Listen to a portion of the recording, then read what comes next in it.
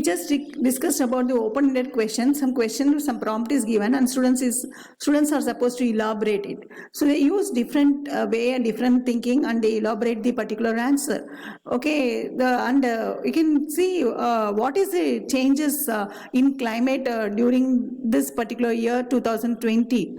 Okay, to 2020 it was different. In this scenario, means there was less pollution because people traveled very less, and many animals we can able to see which normally we never see. So these are the changes, positive changes in the climate. Students can think these are the positive changes instead of only quoting the negative things. So many other things, so many questions means comes to their mind, and they think divergently. Right? We call it as writing an essay and brainstorming. Another example is brainstorming. What do you mean by brainstorming? Teacher means just puts one problem on the board, and students are supposed to think on that particular problem, and they are allowed to think whatever they want comes to their mind. They can say as an answer. So you keep writing the answer of the students on the board, 1, 2, 3. You number it and keep writing the answers without considering whether it is correct or wrong, or to some extent is correct or it totally wrong. Don't ever bother. Just write it down, all the answers what the students say on the board. This is known as a brainstorming. Okay, that is writing an essay and brainstorming are examples. Essay writing, you can give example. Brainstorming, another example. These are the exercises that demand divergent thinking. So I write it down what it is.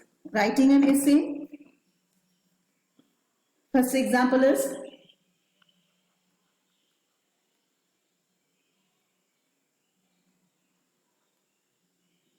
writing an essay, right, and brainstorming.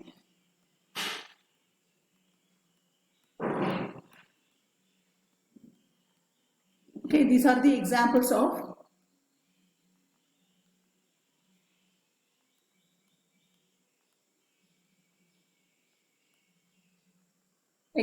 exercises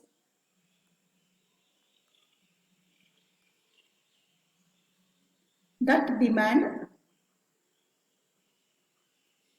divergent thinking.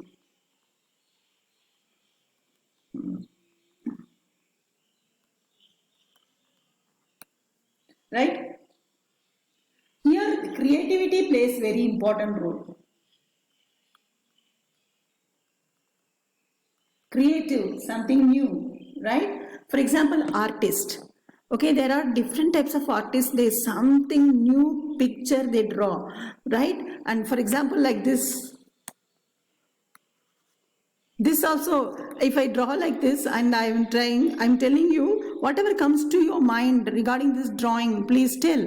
Okay, everybody, they think so many things about this drawing. One may think it is a road, okay, then curved road it is going. One may think one person is thinking that it is a curved road. Okay, another person is thinking it's looking like a snake, right? So many things comes to your mind, and you creatively you can think about this particular line, right?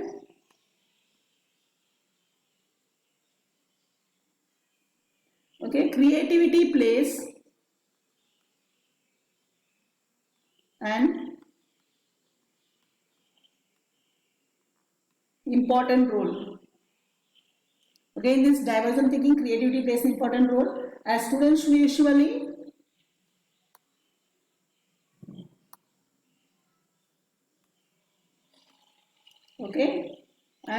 students should usually reach an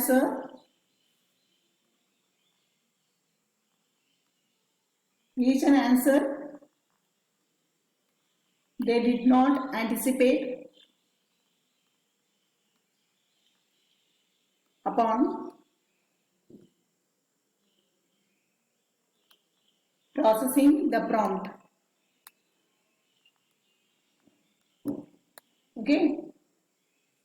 Actually, convergent thinking plays very important role. A student should usually reach an answer. Okay. They did not anticipate upon the processing the prompt. That is, the prompt should be more encouraging. How the prompt should be? It should be more encouraging that analyze the content and generate their own ideas to arrive at the range of plausible solutions. So many solutions which is not, there is no fault in that. So many solutions they are giving for the same problem. So suppose there is a problem here. Okay, so many solutions. Solution 1, this is my problem. Okay, so here usually this is because the prompt that should be encouraging the question, the problem you are giving that should be encouraging problem, and then they are analyzing the content.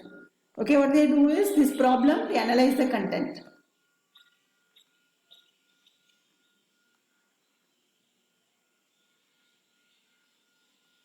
You give the problem, no? You have given the problem. So they analyze the content and their own ideas.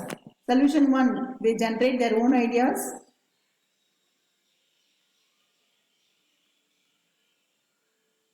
Then, okay, to write a range of solutions. Solution 1 and there is solution 2. Okay, there is solution 3. Like this. N number of solutions.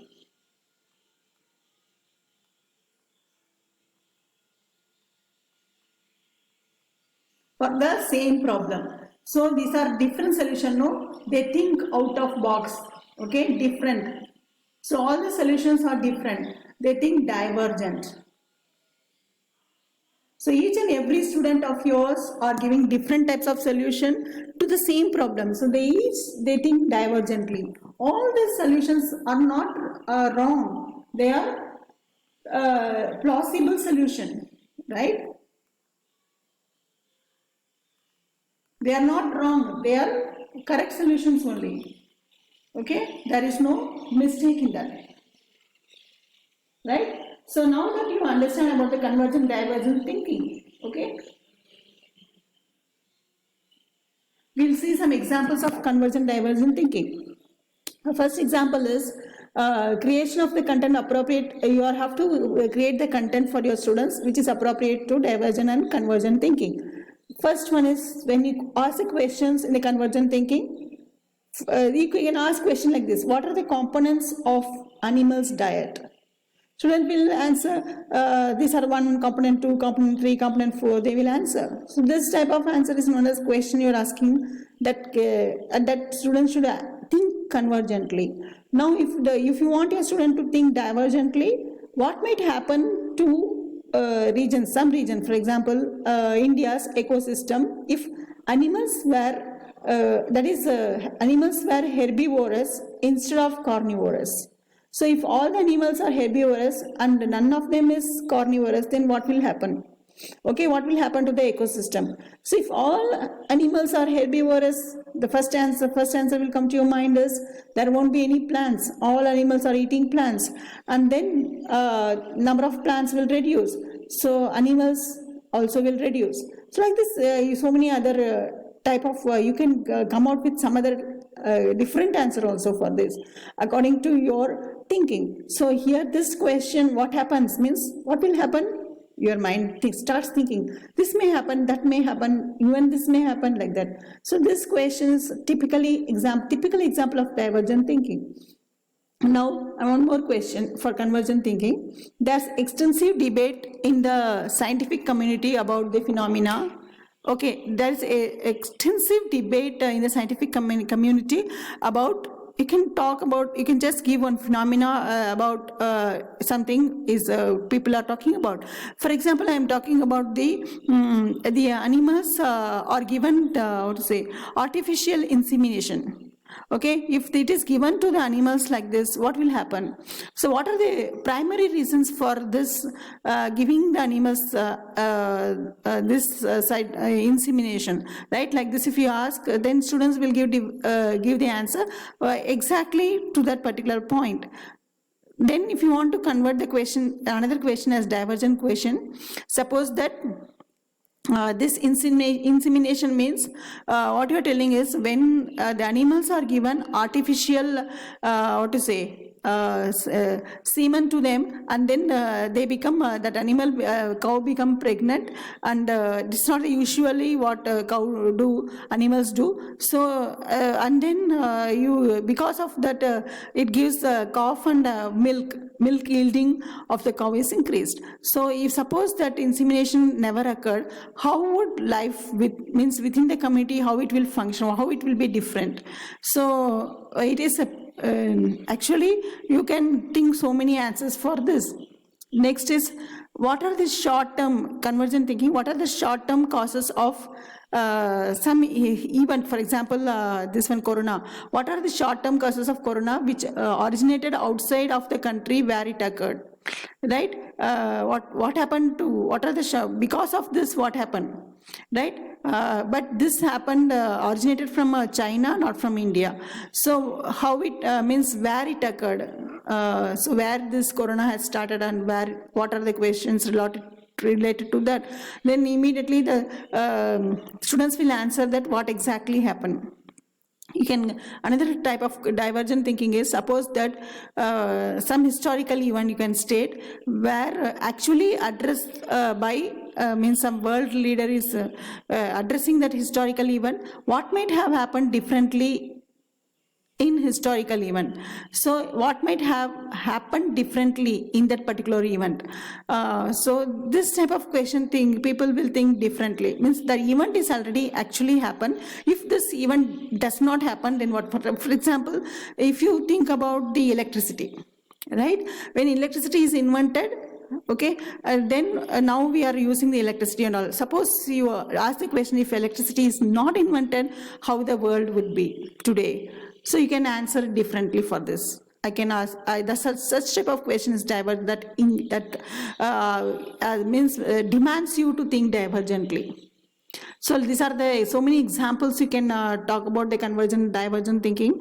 You can ask such questions to your students.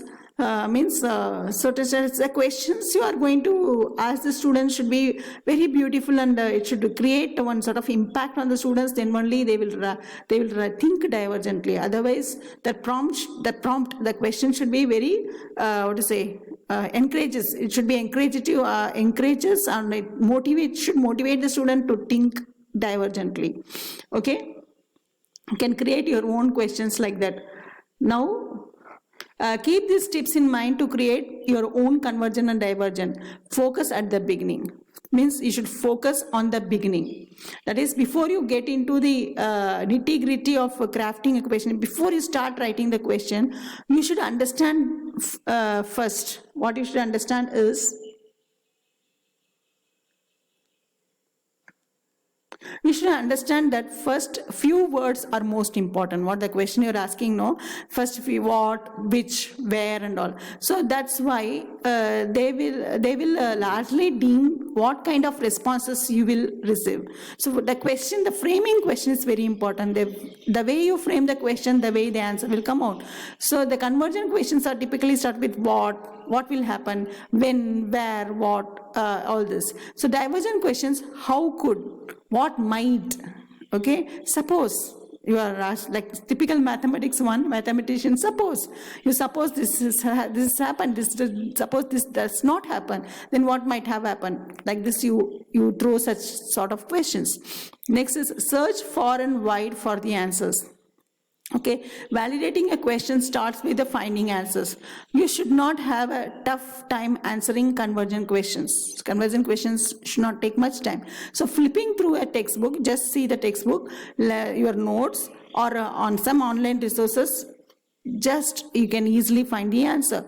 On the other hand, you should not find a definitive answer to a divergent question. But if you ask a divergent question, but you can, if you see there is whatever your notebook, your textbook, or your internet, or whatever you see, you should not directly get the answer. You should think an answer. So it should encourage it, some sort of encourage to the students. It should be an encouraging question. So make convergent questions more divergent ones. Try to make more divergent questions so that the students will think more and they respond very beautifully. That is, if you struggle to brainstorm divergent questions, start with the convergent. First, if you feel very difficult, first start with the convergent and slowly move on to the divergent. questions, right?